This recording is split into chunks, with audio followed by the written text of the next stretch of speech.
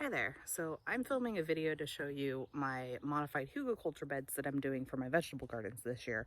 I have three beds. One is a circular fire ring, actually, 4 feet in diameter and about 27 inches tall. The other two beds are beds that I made with corrugated metal and scrap wood. Whole project cost me about $25 other than the purchase of the fire ring. And I'm filling them with logs, twigs, debris, then cardboard, then straw. This is the fire ring with the first step, which is adding in logs and twigs. Eventually this is going to get some leaves and probably grass clippings in there. Then the next bed, we're going to go to this next bed over here. And this one is at the stage where I'm still working on filling it. It's about half full. So we have all of our logs, twigs, and debris, and then the layer of cardboard, and now I'm filling it with straw. Once that has been filled all the way to this side here and it's completely full, it'll be at about this process here where we're filling it with straw. So once the straw settles down a little bit, I'm going to be coming in with compost, putting down a layer of compost and a layer of topsoil. Once that topsoil is in there, then we're able to start planting our vegetables and getting our veggie garden up and growing. And just for the sake of being able to see the whole thing, we have the two beds side by side, and then we have the arched trellis going over the top of it, which we'll be using to grow peas, cucumbers, that kind of thing. And probably in this bed over here, we're going to have some really good tomatoes. And I'll probably do a trellis for that, for the tomatoes to climb up as well. But this is the project thus far, and we'll be showing the next steps.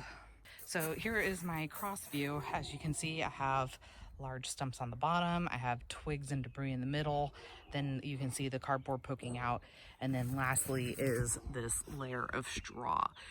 So ideally, as this stuff decomposes, it's going to give off all that heat, which will help with keeping your root systems warm on your crops. Okay, so currently I'm working on the fire ring, which I am turning into a raised flower bed or vegetable bed, whichever you prefer. I'm going to be using it to plant tomatoes, but I wanted to show you the next step in doing modified Hügelkulter for your beds. So here is the fire ring, and this is all mostly just chopped up firewood. My husband and I don't use the fireplace. This was on our property when we bought the house. So I'm just using that to fill up the first layer of the bed. Next, if we go past the composter over here, I just have a pile of vines, twigs, even like grass clippings and stuff over here that's been sitting drying out. This is going to be the next layer. I've placed all of the debris and twigs and branches in the round planter box and wanted to show you the next steps, which is going to be placing the cardboard. Before I do that, I'm going to flip the camera around so you can see what it looks like. I also hopped in there and walked around on it to kind of smush it down a little bit. We'll probably do the same thing once I put down the cardboard. Is the round planter. All of the twigs and debris are now sitting on top there, and we're going to go ahead and start by just placing some cardboard on top. So once we get the cardboard in there, we want to make sure that we're filling in all the nooks and crannies around this. Is going to be a little bit more difficult because it's a round planter box. And next we will be moving on to our layer of straw. Alrighty, our layer of straw is now complete. Now, as you may notice, it's sitting pretty high to the rim of the planter box.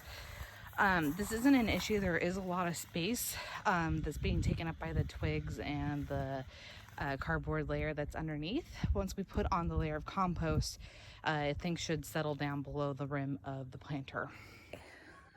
So I wanted to show my progress with filling the compost on top of the straw. I'm going to turn the camera around here so you can see. So this is compost on top of the straw. You can see I've gotten about a third, 2/3 of the bed filled up, maybe about half. I've done about 2 wheelbarrows full, and the soil isn't incredibly thick, but it is a good base layer. Now let me put on my glove so you can see. Now because this is sitting on top of cardboard and the contents underneath are a little bit You can see I have the straw pretty well covered.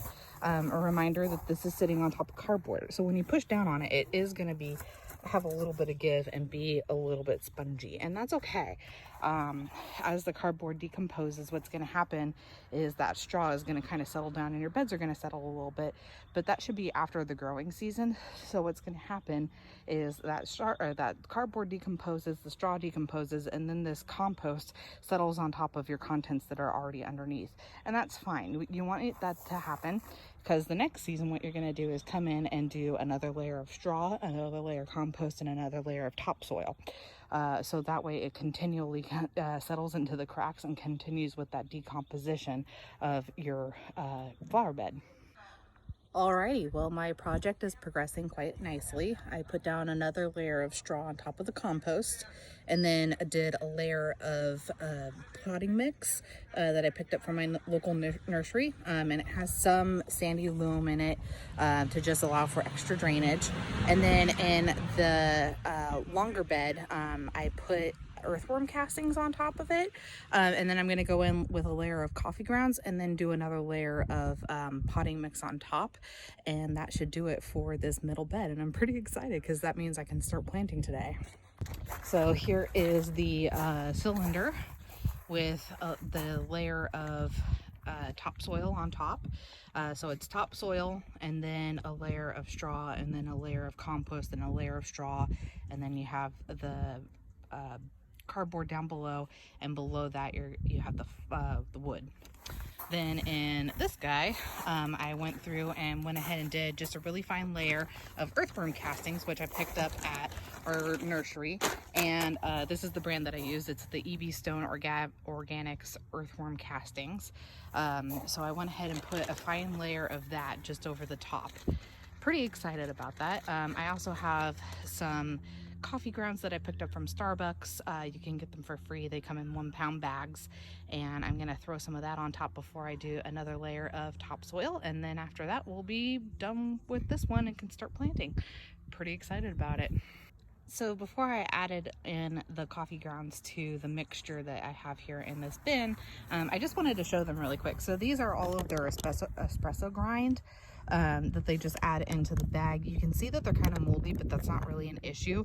It's just helping with the decomposition. So once I go through and scatter that in throughout, I'll do another layer of topsoil into this bed here, and then we'll be ready to plant.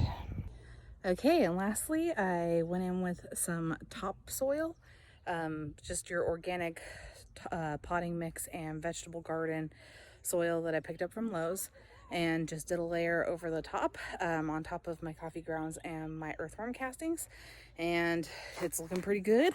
Getting to the point where we can now start planting, so pretty excited. Here's a view of the potting mixture and garden soil, the organic blend that I got from Lowe's. Just gonna go in and start planting. Probably start with over in this section up here, getting in some cucumbers for Daryl because he wants some pickling. So pretty excited. Hey everyone, so as I was editing this video, I realized I didn't film my outro, and I sincerely apologize for that. So thanks for tuning in, and I will catch you on the next one. Bye.